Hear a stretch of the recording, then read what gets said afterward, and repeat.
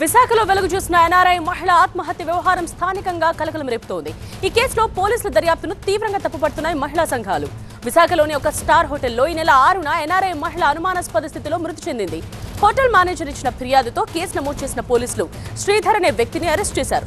గత నెల 14న ఆ మహిళ యుఎస్ నుండి విశాఖకు వచ్చారని, నిందితుడు శ్రీధర్ బలవంతం చేయడంతో హోటల్కు వెళ్లి కలిసిందని ఎఫ్ఐఆర్లో నమోదు చేశారు పోలీసులు.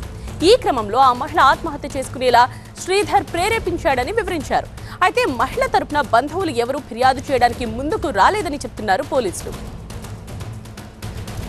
మరోవైపు పోలీసుల వాదనను తీవ్రంగా తప్పుపడుతున్నాయి మహిళా సంఘాలు. ఘటన జరిగిన సమయంలో అదే గదిలో ఉన్న శ్రీధర్ స్టేట్మెంట్ ను పోలీసులు రికార్డ్ చేయకపోవడం, మేనేజర్ నుండి ఫిర్యాదు తీసుకోవడంపై అనుమానాలు వ్యక్తం చేస్తున్నారు. ప్రతి చిన్న అంశానికి ప్రెస్ మీట్ పెట్టి హడావుడి చేసే పోలీసులు ఈ కేసుపై ఇప్పటి వరకు ఎందుకు స్పందించడం లేదని ప్రశ్నిస్తున్నారు మహిళా సంఘాల నేతలు. ఈ వ్యవహారంపై సమగ్రంగా దర్యాప్తు చేయాలని, ఆత్మహత్యకు గల కారణాలను బయటపెట్టాలని డిమాండ్ చేస్తున్నారు. సీనియర్ కరెస్పాండెంట్ ఖాజా లైవ్ లోనే ఉన్నారు ఈ విషయానికి సంబంధించిన కంప్లీట్ డీటెయిల్స్ తో. ఖాజా, అసలు రూమ్ నంబర్ 229లో ఏం జరిగింది? శ్రీధర్ స్టేట్మెంట్ పోలీసులు ఎందుకు రికార్డ్ చేయలేదు? ఈ కేసుకు సంబంధించిన అప్డేట్స్ ఏవి ఎందుకు బయట పెట్టట్లేదు పోలీసులు?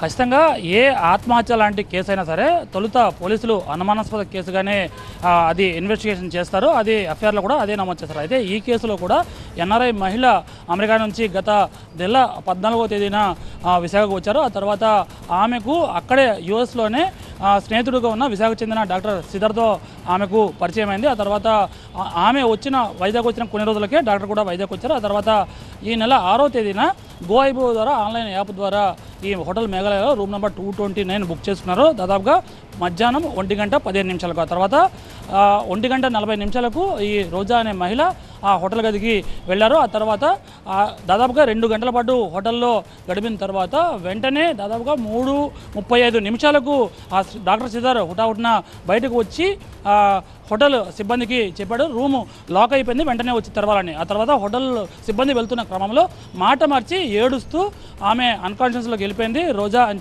చెప్పిన నేపథ్యంలోనే వెంటనే అనుమానం వ్యక్తం చేస్తూ వెంటనే హోటల్కి సంబంధించిన మేనేజర్ పోలీసులకు ఫిర్యాదు చేశారు. ఆ సమయంలో BNS 194 అనుమానాస్పద మృతి కింద పోలీసులు కేసు నమోదు చేసి దర్యాప్తు ప్రారంభించారు. అయితే ఆ తర్వాత క్రమంలో ఆ నిందితుడుగా భావించిన డాక్టర్ శ్రీధర్ను అదుపులోకి తీసుకున్న పోలీసులు అతన్ని కన్ఫెషన్ను రికార్డ్ చేశారు. ఆ తర్వాత